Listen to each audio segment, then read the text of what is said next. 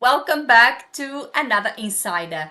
Another month, September, and we start with something that I have mentioned before, but I think it is important sometimes revisit some topics and add some more information. Today, I talk about being a mentor and what does being a mentor mean both for mentors and mentees. So come with me, let's talk about mentorship and being a mentor. So let's talk about mentorship and what it is to be a mentor. As you all know, I have I've become a mentor, a OSIT mentor. I've been doing the OSIT mentoring program since last year, and I've been working with wonderful mentees that, quite frankly, for me are now friends. And in my view, it's not a relationship that it's limited to the time that we spend within the mentoring program, but I believe it's a lifetime relationship, and I'm always open to hear from my mentees and help them out and give them advice if I can, of course, and learn with them because some people might think that well, since you are a mentor, you are doing all the teaching, you have all this experience, so it's a one-way thing. Well, it isn't. You teach, you give your advice, but you receive a lot too. I've learned a lot of things with my mentees as well, especially because um, most of them do not work with the same language pair as I do not work with the same specialization fields as I do. So I end up learning about other fields, other languages, the dynamics of these language pairs, etc., which is a very enriching experience for me as well. So it's not just a one-sided experience or just one side gets benefits and the other side doesn't. I think it's beneficial for everyone, and I love being a mentor. I love being part of this Aussie program, and also, I have my own mentoring program in my school at Teachable, Updated Words Learning, where you can get the full mentoring program. You get all my courses, and you get 30 mentoring sessions with me. But let's talk about mentoring. Well, mentoring and what is the role of a mentor? A lot has been said about this, and a lot of people sometimes put themselves as mentors. And let's see, and this is my personal approach, this is my personal opinion, of course. Everyone may have a different approach or a different opinion. Um, what is to be a mentor? Well, in my view, a mentor is a guide.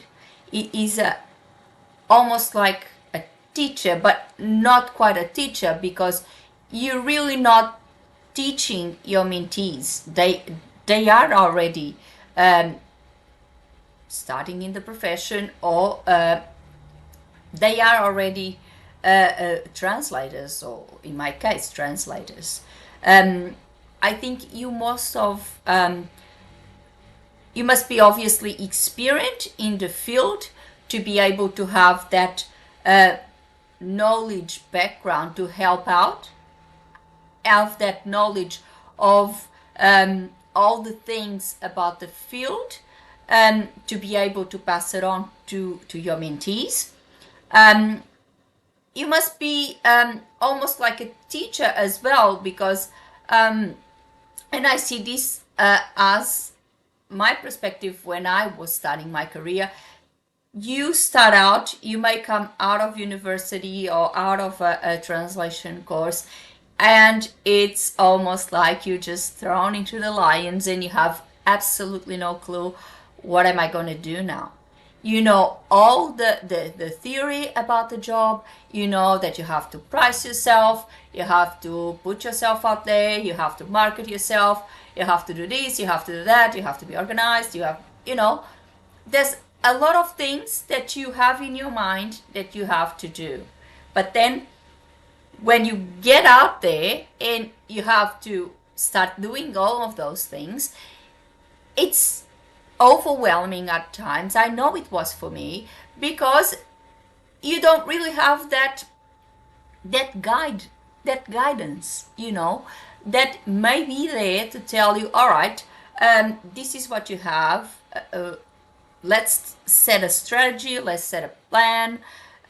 So it's a bit more of a guide, a person that is there for you to let you know what are your options, to have you putting all the cards on the table, to help you see all the opportunities that you have, all the options, because sometimes this is not black and white. I don't think in any profession things are black and white, and you always need to see what are all your options, and where you can go, what you can do, because sometimes we and I speak for myself. I'm definitely speaking for myself.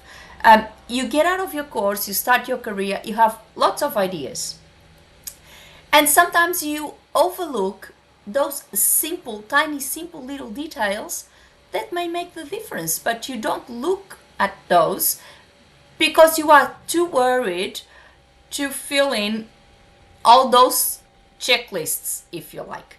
And and that's sometimes the error that we all made. I know I did. So that's why now, as a mentor, I tend to tell my mentees, just look at all your options, open your horizons, and see all the possibilities out there. Don't look just at, for example, in terms of fields of expertise, don't look at just the big ones, the finance, the medical, all of these big ones.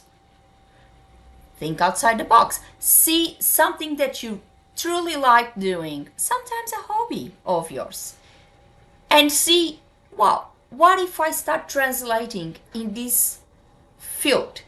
It's a hobby for me. I know a lot about this. What are my options?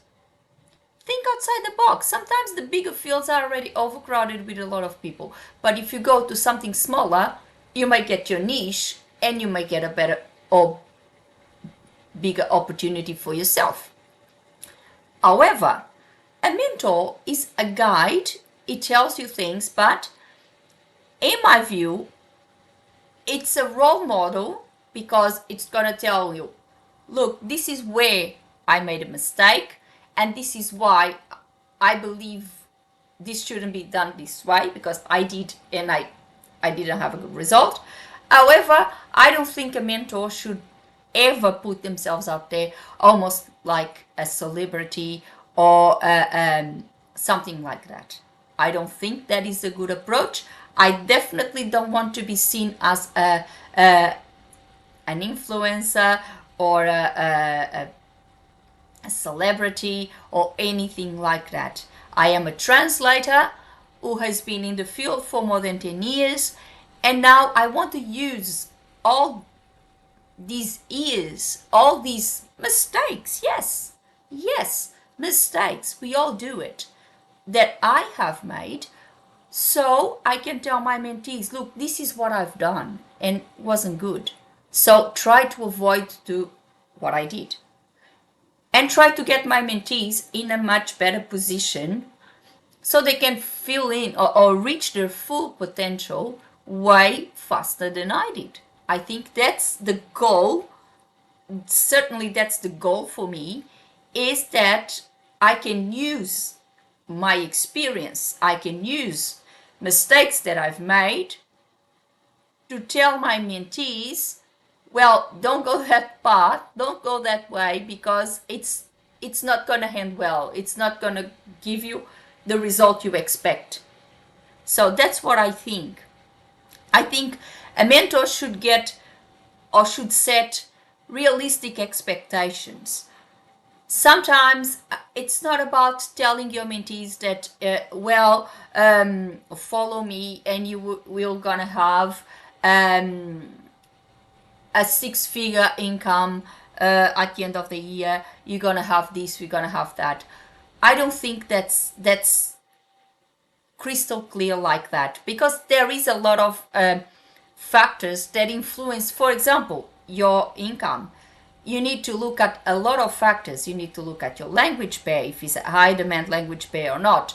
You need to look at where do you live. If where do you live, that language pair has a high demand. If you need to look abroad for better opportunities, what's the direction that you translate? Would you need to do both ways of translation to get your income going a bit better? Does your field of specialization is high demand? Would you need to review that? There is a lot of things that are need to be looked at in terms of income. And I don't think, and for most of my colleagues, and I've been doing catch-ups with other mentors at OSIT, and this is something that we all say, it's that setting realistic expectations for your mentees is very important, because I don't think you are a good mentor if you're gonna fill them up with dreams and things that then they will keep on pursuing, and if it doesn't come up well, it doesn't come up the way they expected, they will be frustrated and possibly depressed. So that's not what you want. That's not what a job of a mentor is. So set up realistic expectations. Tell them about all the difficulties of the job. It's not easy. We all know it's not easy. Sometimes it's a very misunderstood profession. We all know, I've been talking about it so many times, it's the valued profession, and we need to do something about this. We need to do something to create awareness. I think in Australia, OSIT and NATI are doing a good job trying to create awareness for the importance of our job, but obviously there's always room for improvement, and there's always more to be done in this regard. And we need to tell that to our mentees. We need to tell them that it's not going to be all roses. It's not going to be every day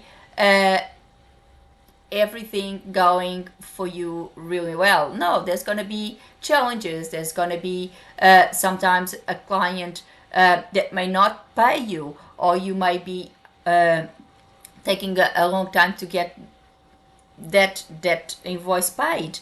There might be clients that may not be as nice. I must admit, I did not have experience with clients being nasty to me or anything like that in my career. I've been fortunate on that regard, but I know that unfortunately there's a lot of colleagues of mine that experienced that.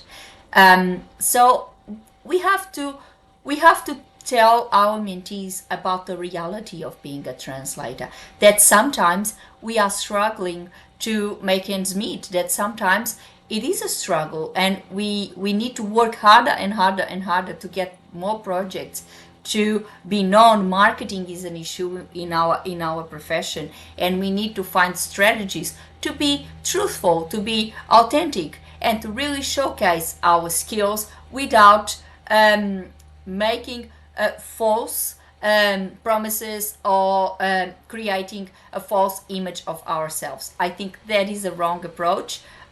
Creating a persona, for me, it's never a good thing. You should be authentic. You should show yourself the way you are. You should be truthful. You should be honest. And I think your clients will appreciate that. Certainly, that has been my experience for more than 10 years. And I think this is what it is most important in being a translator, is that honesty, is that service that you provide, is caring for your clients, that obviously will translate in a coming back client and a referring client. I have had that experience for many times where a client hired me for some project and they were happy with my service, and then sometimes a year later, sometimes less than a year, or sometimes even longer than a year, they need more documents translated and they come back to me and they said, I have these documents, would you be available to help me? And I'm obviously always happy to accommodate my clients, and it's always a good thing when you see a client coming back and see that they actually recognize your work. The same thing when you see a client coming to you and saying, oh, this person recommended me to contact you, I have these documents, and you feel happy about this. So this is something that is good. The service, the authenticity of your service and yourself, I think is something that will help you get established. But you, as a mentor, you need to transmit that. You need to show that to your mentees, and you need to help them understand these challenges. You need to help them understand the challenges of the profession, that it's not all roses. It's not just put yourself out there, have a page on LinkedIn or have a page on Instagram or Facebook or whatever it might be, and Bob's your uncle, you are set up for life. No, it's not like that. You need your PD, you need continuous work, because it is hard, and especially because you are an entrepreneur or a solopreneur, as you prefer saying, or whatever. So you have to work harder. You have to work harder because it's on you, and you have to put yourself out there, get your all of these things going if you really want to be established in the market, and all of this is hard. So it's not, I believe it's not painting a dark picture of the profession. Obviously not. You don't want to scare your mentees or tell them, oh, this is a horrible profession, it's very hard. Of course, I don't agree with that, but I don't agree with you saying that it's all roses, that you can do this, you can do that, and it's a balance. It's showing them this is what may happen, this is the challenges you may face, but you need to face them with positivity, and you always need to be willing to look at all the cards on the table and see all your options. Sometimes when a door shuts, a window opens, and we need to be there to open that window and just breathe that fresh air and take the opportunity that may come with that window. That's what I believe, and that's what I tell my mentees. We must be always happy to promote our business. We must be always ready to meet a client, even if we are on a family barbecue. I've already said that sometimes in a previous video. You may be in a family barbecue and one of the guests, who knows, may work for a company in your field, and you might be talking to that person and realize, oh wow, I would love to work for this company. So you must be ready on the spot to talk about yourself and talk about what you do and say, well, I'm a professional translator, I work in this field, etc., etc., and have your business card ready to give it. Well, if your company ever needs help, is my business card. Please feel free to contact me should you need any help, or if you want any further information or a meeting or something like that. Just be ready to meet your client. You never know where that client is gonna show up, and it's not only gonna be through email. Sometimes it might be just around the corner, and you just need to be ready to talk to that client and say, well, maybe I'm the person you need. So this is what mentorship is about is making a mentee aware of the challenges and help them create strategies to overcome those challenges, to see the opportunities ahead of them, to always be open-minded, to embrace whatever opportunities may come their way, and not block themselves through stereotypical ideas or of either a field of expertise, whatever it might be. Just be open-minded and analyze every single opportunity that comes your way. Analyze it and see, is this really a good thing for me? Is this really what I want to do? If yes, just embrace it. Go ahead, do it. If it's not, let it go. It's fine. Another opportunity may come your way. What is important is that you know what to do, you know how to deal with challenges when they rise, and there's gonna be challenges. This is a very challenging profession, and there's gonna be challenges for sure. But the secret is, and it's not really a secret, if you talk to any translator, he will tell you exactly the same thing. The secret is really be ready to face any challenges that come your way and be open-minded about it. Be truthful, open-minded, and analyze things and see, is this for me? If it is, good. If it's not, your pricing, your business model, it's your business model.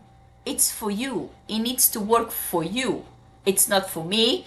It's not for anyone else. It's for you. So even when you do, for example, my courses, I give you a guideline of what I did. That doesn't mean that you're going to follow exactly the same guideline I'm giving you. I'm just giving you that tool. And then you will see, you may take bits and pieces of what I tell you in the course and adapt it to your own reality, to your own specialization, to your own language pair, whatever it might be. If you provide more than one service and you just want to incorporate translation in other services that you provide, you may just need to redesign the whole marketing campaign, redesign your whole strategy and business and your business program, your business report, everything, in a way that you incorporate everything that you need to do. And this is what a mentor should do. It should give you that opportunity, should give you those tools and that mindset, so you are able to acquire the knowledge, get the information, process it, and then be able to make your own decisions and know, okay, this is a challenge, okay, this might be different, this might be difficult, but I can tackle this and I can make it my own. I can do it on my own. And then you can go and follow your path. Another thing that I believe a mentor should be there to guide you and to answer your questions and to see what you're doing. And if something it's not as good, if something may be improved, to have that honesty to tell you, look, I think you could improve over here. There's a little bit there that could be improved. And that's not criticism. That's actually an improvement. That's actually constructive criticism. That's something that will help you improve. Because it's another thing. Being ready to have to be criticized, it's something that we should all be ready to. Either we are translators or not. I think every profession we should be ready to be criticized, because we learn with our mistakes. It's simple. And if someone tells us about our mistakes, if someone tells us, look, I think you can improve here, that is a great thing because they are making us aware of something that may not be as good, and they're giving us the opportunity to actually do something about it and improve. So it's in our hands to then go ahead and do it. So I think being a mentor, it's not being a celebrity, it's not being influencer as it's very popular these days. It is not anything of that. It is someone that's there and it's happy to share their mistakes, their successes, the challenges, the different sides of things, the different approach that one may follow, and give a mentee the power to make an informed decision and choose their path and have that little bit of that security, that confidence to make those decisions and start their business, or who knows, taking their existing business to another level with confidence, with a little bit more knowledge. A mentor is more than a teacher. It's a bit like a friend, is a bit like a role model, and in into all in one.